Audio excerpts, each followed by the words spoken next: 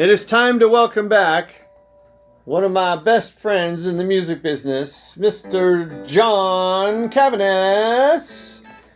All right, so let's talk about the gear first. So you brought this guitar. What? This is one of your favorite guitars, yes? Yeah, it has become. Tell us why. Well, it's one of the Nashville 59 reissue 345s, Tobacco Sunburst. Now, the 330, 335, 345, 355, they're basically all the same body. It's the thing.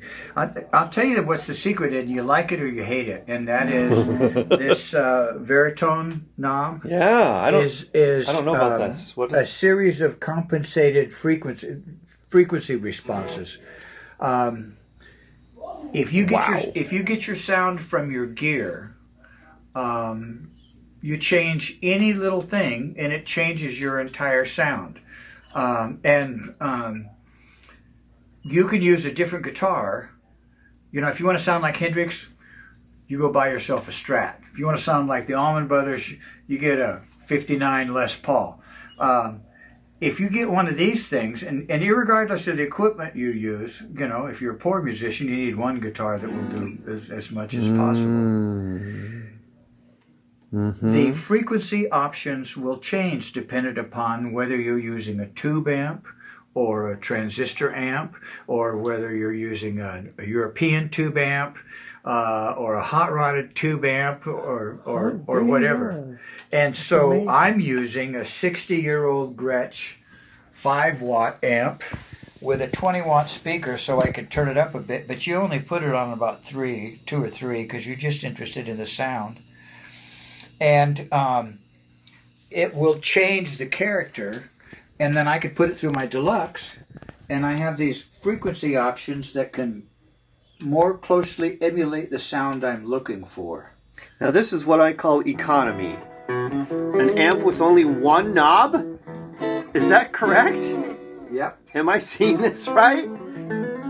I didn't even know there was such a thing. Besides on or off, what do you need?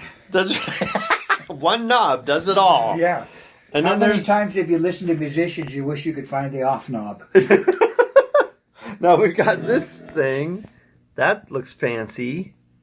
This is one of those preamps. Yeah, it's an old one. It has a sans amp section, and it has a delay section, and a compressor, and a phase switch, and it's a Richie Kotzen Tech 21. They called it a fly rig, because he would take his Telecaster, put this in the Telecaster case, and that's all he needed. And, you know, whatever backline amp they gave him, he could get the sound he wanted. Like if he wanted just a nice clean sound, or if he wanted a little drive. Wow. Or if he just wanted a You're little... doing the echo, too. That has an echo? A reverb and an echo. And if you wanted just a cleaner sound...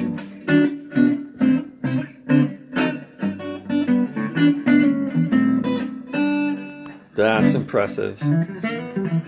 So it'll do so many different things, and so that's why I appreciate that. But people like it or they hate it. Do you want to give a quick demo of a couple? Well, all right, we'll just run through it. So we'll start at the end. Okay, cool. So we're starting at what? We start here. Okay. Whoa. You can imagine using that way back in the distance to add jangle to a rhythm track.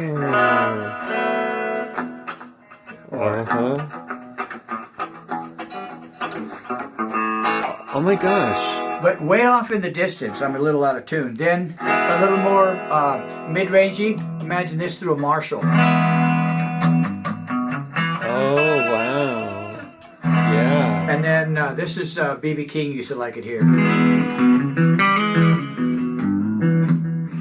Oh, very Lots of full. bottom Yeah, big full frequencies. More power.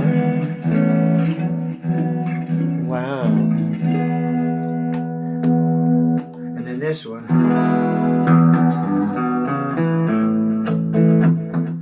Okay. Now that one one reminds me closer to the 335 type sound. Yeah. That I would. And then here's full bore. This is think. nothing.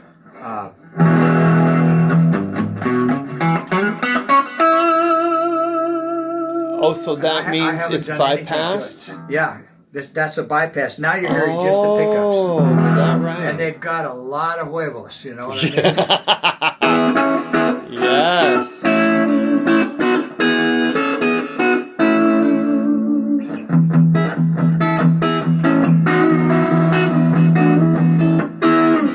That's excellent.